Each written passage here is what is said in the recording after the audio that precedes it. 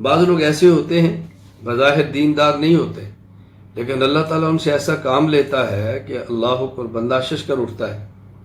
ہمارے ہاں پاکستان میں ایک عالم تھے بہت بڑے، ان کو ایک شخص نے گاؤں سے خط لکھا کہ حضرت ہمارے گاؤں میں قادیانی، مرزائی، منکرین ختم نبوت بہت ہے، تو آپ ہمارے گاؤں میں بیان کے لیے تشریف لاؤ۔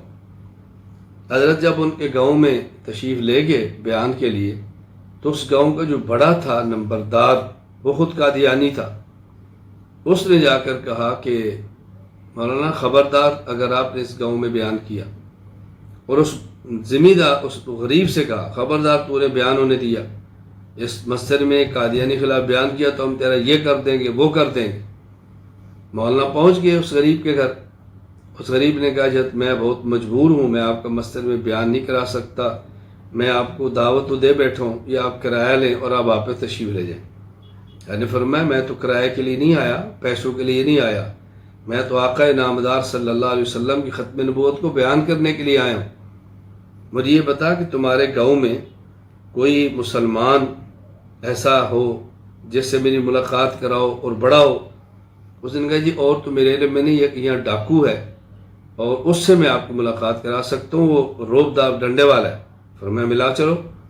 اس ڈاکو کے پاس لے کر کے، اس کا نام تھا نورا ڈاکو، وہاں جا کر ملے، ان سے سلام لیا۔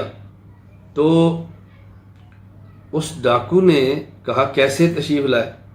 کہا بھائی تمہارے گاؤں میں آیا تھا رسول اکرم صلی اللہ علیہ وسلم کی ختم نبوت کو بیان کرنے کے لیے، اور یہاں فلاں فلاں مرزائی ہیں بڑے، ان اس غریب آدمی کو منع کر دیا ہے، تو اس لیے آپ کے پاس ہوں کہ آپ ہمارا تعاون کرو۔ اس نے کہا جی آپ میرے ساتھ تشریف لائیں۔ اس ڈاکو نے اپنے ہاتھ میں بندوق کو لیا، عالم کو لیا اور مسجد میں چلے گئے۔ اعلان کیا جلسہ ہوگا، لوگ اکٹھے ہو گئے۔ اس نے کھڑے ہو کر کہا دیکھو میں ڈاکو ہوں، میں بے دین ہوں، لیکن آج میرے آقا کی ناموس کا مسئلہ ہے، مولانا کھل کے بیان کرو۔ جس شخص نے روکنے کی کوشش کی میں گولی اس کے سینے سے پار کر دوں گا۔ کھڑا ہو گیا، مولانا نے کھل کے ختم نبوت پہ بیان فرمایا، تشریف لے گئے۔ کچھ وقت گزرا تو ایک شخص ان مولانا کو ملنے کے لیے آیا، چہرے پہ داڑھی، سر پہ پگڑی، ہاتھ میں ماشاءاللہ عصا پکڑا ہوا۔ پوچھا جی کون؟ اس نے کہا میں نورا ڈاکو۔ کہا آپ اس حالت میں؟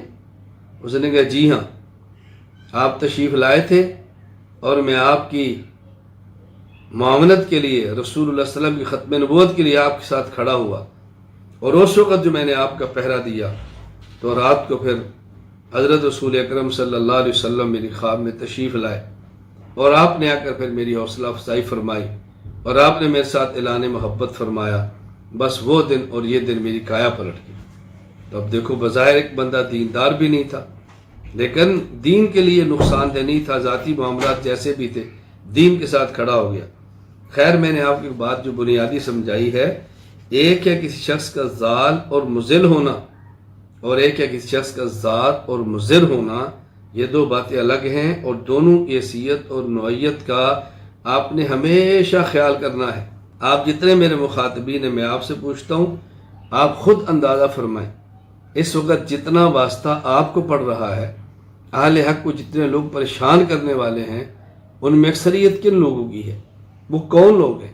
تو ظاہر ہے جب ہماری نمازوں کو یہ وہ باتیں کریں گے تو جواب انہی کو دیں گے